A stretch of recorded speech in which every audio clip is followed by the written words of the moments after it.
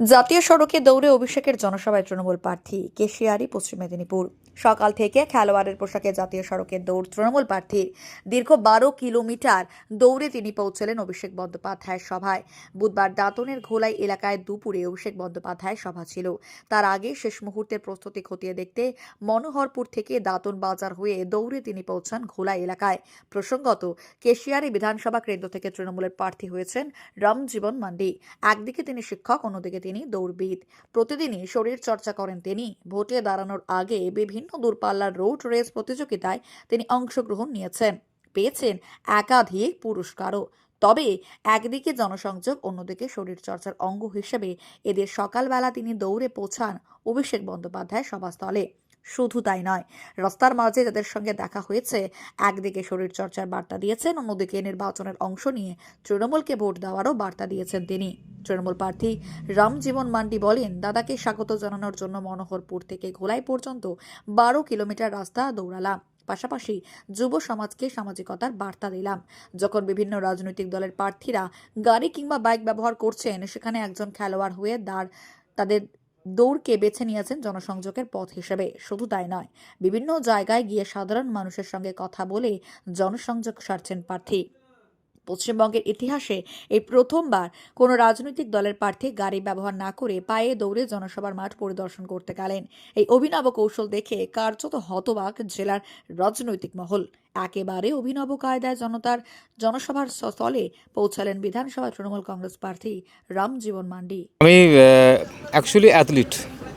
আমি দূরপাল্লার দৌড়বিদ, শিক্ষকতা করি আর সমাজসেবার সাথে যুক্ত আছি। আজকে আমি যে এলাকার প্রার্থী, কেশিয়ারি বিধানসভার আমি যে প্রার্থী এবং কেশিয়ারি বিধানসভার অন্তর্গত দাঁতনের ঘোলাই মাঠে আমাদের যুব সমাজের হার্টথ্রোব অর্থাৎ আমাদের যে সেনাপতি, তিনি আজকে ঘোলাই মাঠে আসছেন এই বিধানসভা ক্ষেত্রের। তো আজকে এত আনন্দ লাগছে, এত ভালো লাগছে দাদাকে স্বাগত জানাবার জন্য। আজকে আমি মনোহরপুর থেকে সরাই বাজার হয়ে দাঁতনের শহরের ভিতর দিয়ে ঘোলাইয়ের মাঠ পর্যন্ত আমি আজকে 12.5 কিলোমিটার দৌড়ালাম। আমি যেহেতু অ্যাথলিট, যেহেতু দৌড়াই এবং দাদা যেহেতু আমার সেনাপতি, আমি সৈনিক, তো দাদাকে স্বাগত জানাবার জন্য আমি আজকে ওই জায়গাটাকে আমি আজকে চয়েস করলাম। তাই মানে দাদাকে আলটিমেটলি দাদাকে স্বাগত জানাবার জন্য দৌড়ে আজকে এটা কমপ্লিট করলাম আর কি।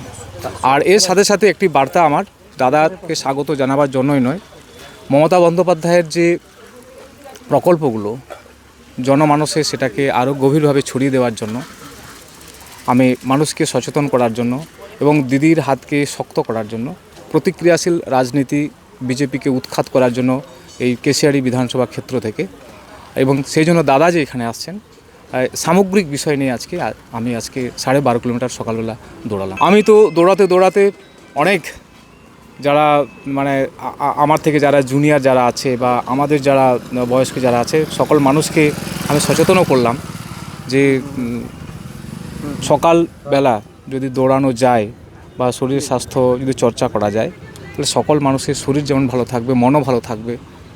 এতে আমি যুব সমাজের কাছে একটি বার্তা দিলাম যে প্রত্যেকে দৌড়াক এবং তাদের শরীর স্বাস্থ্য সম্পর্কে সচেতন হোক, এটাও একটা বার্তা দিলাম।